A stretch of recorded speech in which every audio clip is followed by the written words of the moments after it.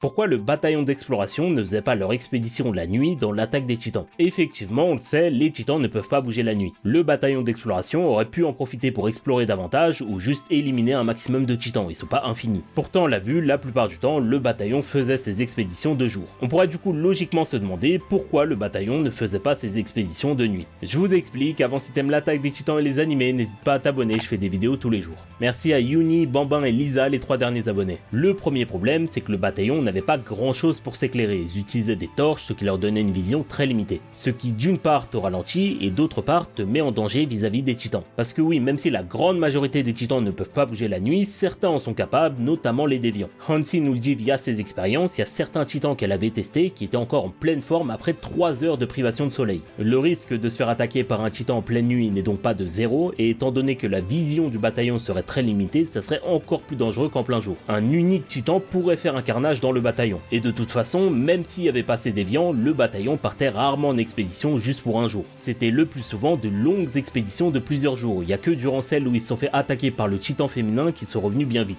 Il faut bien que le bataillon dorme et se repose, du coup se déplacer la nuit durant une expédition de plusieurs jours impliquerait de se reposer et de dormir pendant la journée, là où les titans sont le plus actifs, ce qui est clairement une mauvaise idée.